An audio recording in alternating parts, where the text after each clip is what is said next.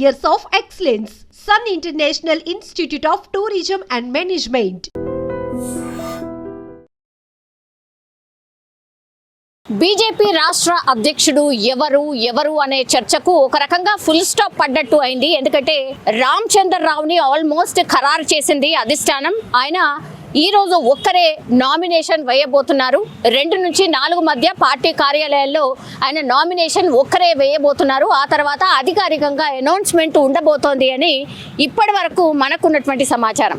And ఆయన కూడా చెప్పకనే చెప్పారు, అవును అధిష్టానం నుంచి నాకు గ్రీన్ సిగ్నల్ వచ్చింది, సో నేనే నామినేషన్ వేయబోతున్నాను, నేను ఒక్కడనే నామినేషన్ వేయబోతున్నాను, నేనే ఈ రాష్ట్ర అధ్యక్షుడిగా ఉండబోతున్నాను అని చెప్పకనే చెప్పారు. సో ఈ పదవి కోసం పెద్ద ఎత్తున గత 6 నుంచి 8 నెలలుగా ఒక డిస్కషన్ అయితే నడిచింది. అసలు బీజేపీ రాష్ట్ర అధ్యక్షుడు ఎవరు ఉండబోతున్నారు, ఎవరు కాబోతున్నారు అని పెద్ద ఎత్తున చర్చ అయితే నడిచింది. చాలామంది పేర్లు వినిపించాయి, ఎస్పెషల్లీ ఎంపీల పేర్లు పెద్ద ఎత్తున వినిపించాయి. అటు ఈటెల రాజేందర్ కావచ్చు, లేదంటే ధర్మపురి అరవింద్ కావచ్చు, ఇట్లా రకరకాల పేర్లు కూడా, రఘునందన్ రావు కావచ్చు, అండ్ ఈవెన్ బండి సంజయ్ పేరు కూడా వినిపించింది. బలంగా వినిపించినటువంటి పేర్లు ఇవి.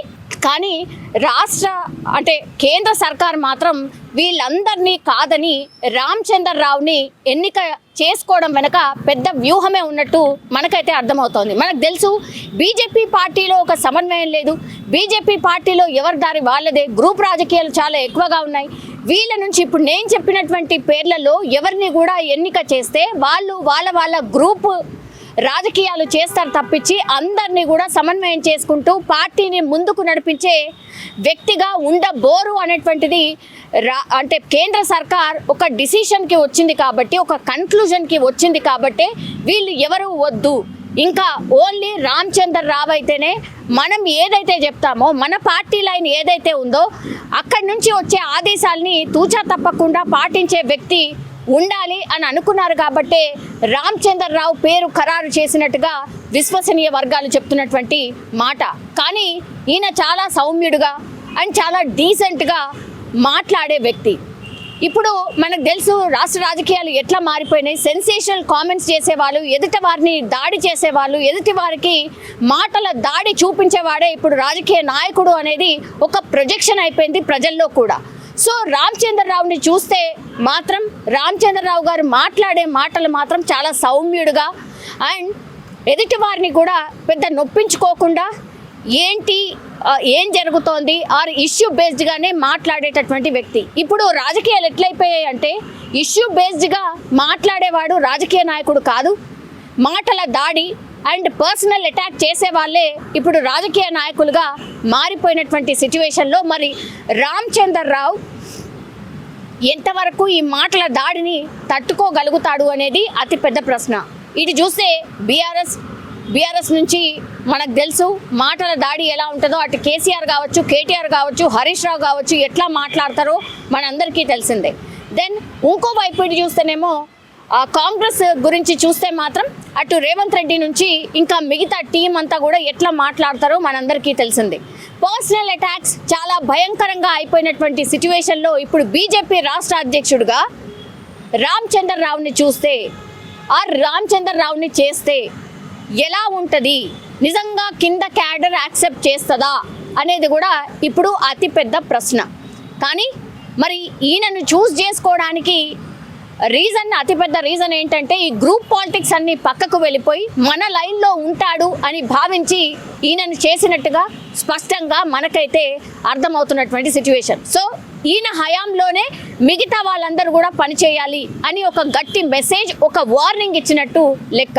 కానీ నా దారి నాదే అన్న టైప్లో ఎప్పటి నుంచో మాట్లాడుతున్నటువంటి రాజా సింగ్ అగైన్ మళ్ళా సెన్సేషనల్ కామెంట్సే చేశారు.